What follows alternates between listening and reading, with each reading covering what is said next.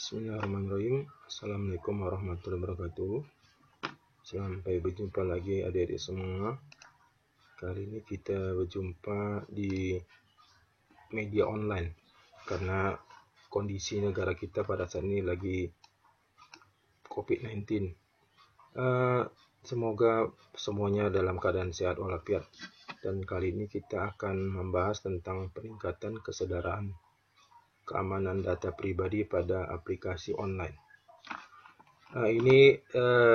Bila nanti berminat bisa berkunjung ke website ini untuk melihat saya lebih dekat. Jadi Indonesia sekarang juga terkena oleh wabah COVID-19 dan pemerintah menggalakkan kita untuk WFH, work for home ya. Jadi ini bukanlah sebetulnya hari libur, dan dengan adanya kondisi seperti ini kita sangat dibantu oleh yang namanya perkembangan IT. Dengan adanya IT maka terjadilah perubahan yang namanya kehidupan manusia, sehingga kita bisa tetap berinteraksi satu dengan lainnya walaupun tetap di rumah saja. Nah, ini kalau kita lihat di awal itu sistem kerja komputer ada seperti ini. Ada dibagi oleh 3, hardware, software, dan brainware. Nah, software itulah sebetulnya yang sangat penting di dalam sistem komputer tersebut. Karena software itu dapat dipegang dan tidak dapat dipegang dan dilihat secara fisik bentuknya, akan tetapi berfungsi mengendalikan hardware dan menjadi media interaksi brainware dengan hardware dan perangkat lainnya. Jadi pada kenyataannya ini software sebetulnya berisi rangkaian sistematis kode pemrograman komputer. Dan disinilah sebetulnya nanti akan banyak terjadi yang namanya permasalahan di bidang keamanan itu di level software. Nah, dari sejarah perkembangan komputer itu cukup panjang ya, mulai dari generasi pertama dengan komputer yang begitu besar dan kemampuannya hanya bisa menghitung, dan seterusnya sampai seperti sekarang ini sangat tipis, dan ini bisa dibawa kemana-mana, lebih fleksibel, dan kemampuannya lebih daripada kemampuan yang besar terdahulu, dan luar biasa untuk kemampuannya ini. Sehingga kita satu dengan lainnya juga dapat berinteraksi dengan mudah karena menggunakan barang yang sangat tipis dan sangat simpel untuk dibawa kemana-mana. Nah, pada awalnya komputer itu hanya standalone. Ya, jadi sebuah PC yang terdiri satu unit yang berdiri sendiri. Jadi satu dengan lainnya itu belum tersambung, belum terhubung. Jadi satu dengan lainnya itu tidak bisa berbagi sumber daya. Jadi setiap komputer itu hanya bisa diakses di komputer itu sendiri. Bila misalnya data yang ada di sini mau digunakan di sini, harus ada media. Misalnya dikopikan ke disket. Zaman dulu kala namanya disket. Mungkin sekarang digunakan flash disk. Nah, tentunya dengan berkembangnya teknologi, kebutuhan efisiensi dan saling berbagi data dan informasi, terjadilah perkembangan dunia komputer dengan dikembangkanlah jaringan. Dengan jaringan itu, satu komputer dengan komputer lain itu saling terkoneksi. Satu dengan lainnya ini, dia tidak lagi berdiri sendiri seperti tadi standalone. Jadi satu misalnya printer ini bisa digunakan untuk semuanya. Jadi akibatnya juga ini saling berbagi data. Satu dengan lainnya berbagi data. Dampak positifnya banyak, dampak negatifnya juga ada. Salah satunya ya, bila data di sini satu kena virus, mungkin saja ini juga menyebar virus yang lain. Tapi dampak positifnya ya sangat banyak. Untuk berbagi data dan informasi sangat mudah dilakukan. Bisa di dalam satu jaringan ini langsung dilakukan. Bisa terjadi namanya pembagian data dan sumber daya yang sama digunakan.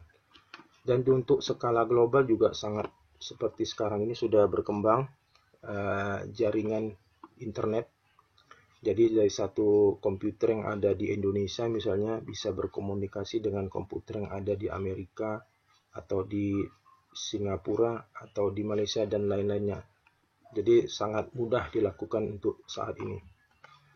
Dengan demikian juga perkembangan smartphone di tahun 90-an sampai sekarang, maka yang namanya ini terminal-terminal yang digunakan untuk satu komputer dengan yang lain berkomunikasi tidak hanya menggunakan komputer, tetapi juga sudah menggunakan smartphone.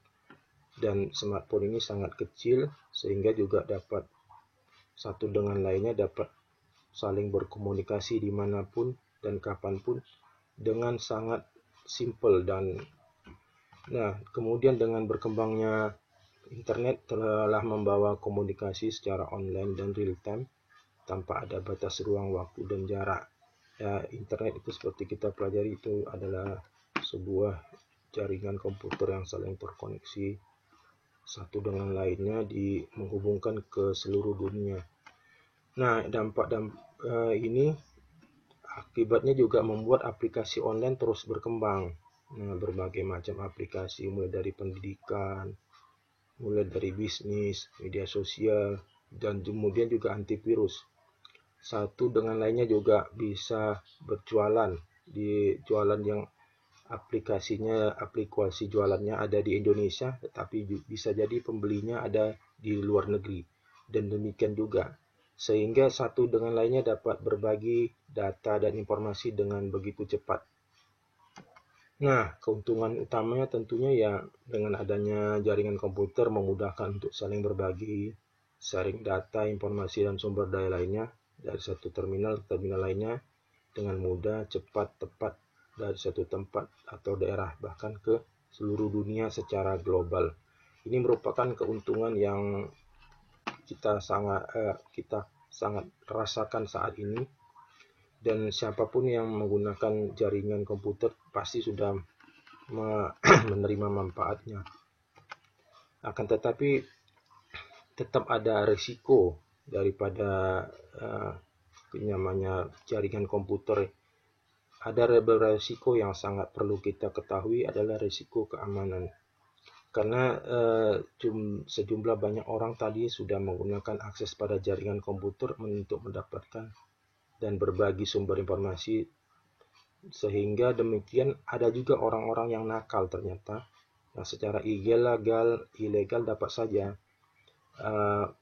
mendapatkan sesuatu daripada komunikasi itu, karena komunikasi itu sudah tersebar dan dapat diakses sebetulnya dari mana-mana pun, karena dia sudah saling satu dengan yang lainnya itu secara global sudah terinterkoneksi.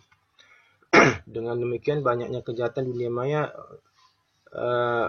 yang dilakukan untuk memanfaatkan privasi orang lain dan memanfaatkan keuntungan dengan memanipulasi informasi pengguna tersebut.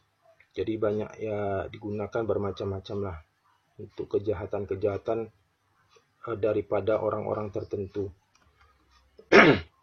Dengan demikian proteksi keamanan itu sebetulnya ada dua sisi. Yang pertama itu adalah penyedia layanan atau perusahaan yang menyediakan layanan aplikasi online tersebut harus memberikan kepastian bahwa sistem yang mereka gunakan telah memenuhi standar keamanan dan berjalan sesuai SOP. Jadi bila sebuah perusahaan itu dia menjalankan atau dia mempublish sebuah aplikasi online, misalnya sebuah aplikasi jual beli, maka dia harus memastikan aplikasi yang ada di situ adalah sudah bebas memenuhi standar-standar keamanan yang ada, sehingga dapat dipastikan dia itu akan aman. Dan selanjutnya harus sesuaikan dengan SOP. Kemudian dari sisi user juga sebagai pengguna aplikasi harus memahami cara menggunakan aplikasi tersebut dan tahu bagaimana melindungi data pribadinya.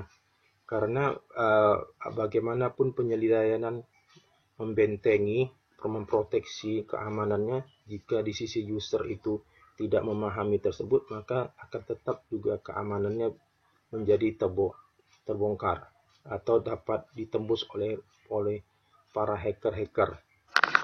Oleh sebab itu maka kedua belah pihak ini sebetulnya harus bekerja sama satu dan lainnya sehingga bisalah tercapai yang diinginkan. Sehingga harus diketahui oleh setiap user itu atau pengguna itu sebaiknya haruslah yang pertama, jangan lakukan membagi data pribadi dan keluarga Anda di media sosial karena semua orang dapat membacanya, bahkan mengkopinya.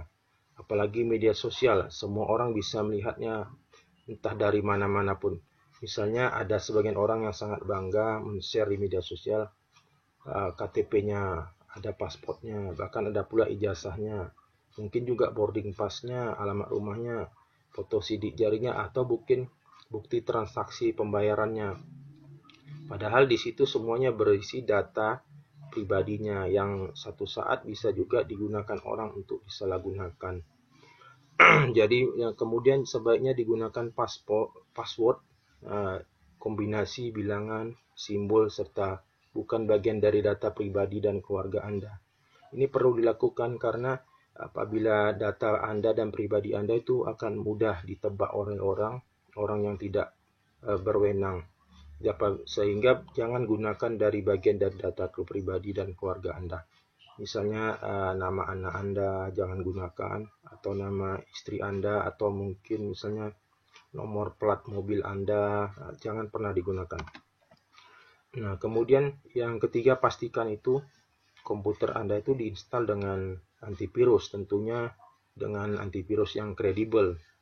Jangan sembarangan antivirus, dan seharusnya terus diupdate antivirus itu sehingga dia bisa up to date jika ada virus-virus yang baru. Kemudian keempat, jika menerima email atau SMS yang menawarkan berbagai macam hadiah, hati-hati karena email tersebut harus diperiksa kebenarannya, jangan mudah percaya. Karena saat ini itu sudah banyak yang namanya phishing. Nah, phishing itu adalah dengan cara dia menyamar sebagai orang lain dari orang yang berwenang. Jadi tiba-tiba Anda misalnya, selamat Anda menerima hadiah sekian rupiah. Jangan mudah percaya. Pastikan email tersebut dari pihak yang memang benar-benar memberikan hadiah tersebut. Sebaiknya Anda periksa dan Anda konfirmasi terdahulu. Kemudian yang kelima, jangan mengunjungi website yang ilegal, apalagi yang pornografi, karena ancaman mengintaimu dan akan masuk ke komputermu. Karena bila Anda mengklik misalnya website tersebut ada berisi sebuah virus, malware, nah, itu akan otomatis masuk ke komputer atau smartphone Anda. Dan biasanya itu satu waktu nanti akan bisa mengirim ke orang tertentu atau juga akan menguras data Anda. Dan itu Anda mungkin tidak ketahui. Nah, sehingga itu memang sangat berbahaya. Kemudian keenam, jangan ketika lakukan transaksi pembelian dan banking gunakan perangkat yang bersih virus dan jangan lakukan dari warnet. Kenapa tidak dilakukan dari warnet? Karena di warnet itu kadang-kadang dia menyimpan daripada data yang kita lakukan di situ, dan kadang-kadang dia juga memasang spy. Nah, dan ketujuh, berhati-hatilah melakukan pembayaran dengan kartu kredit. Beberapa transaksi pembelian tidak menggunakan OTP, one time password. Jadi ini berbahaya. Jika tidak menggunakan OTP berarti nanti dia akan tersimpan dan bisa diintip. Ada kemungkinan diintip oleh para hacker-hacker. Tapi apabila menggunakan OTP, dia hanya begitu kita transaksi, passwordnya akan berbeda dari satu dengan yang lainnya, dan biasanya password itu ada limit waktunya. Nah, begitulah beberapa yang bisa disampaikan. Jadi sehingga kesimpulannya, perkembangan jaringan komputer dengan internet telah menjadi media yang cepat, tepat dan nyaman untuk mentransfer dan berbagi data dan informasi kemanapun tanpa ada batasan wilayah, waktu, dan ruang. Akan tetapi harus disadari bahwa ada resiko ya dalam keamanan informasi, sebab ada saja yang melakukan tindakan ilegal untuk kepentingan tertentu. Nah, mungkin itu yang bisa saya sampaikan. Silakan, mungkin ada yang mau bertanya kepada adik-adik. Terima kasih.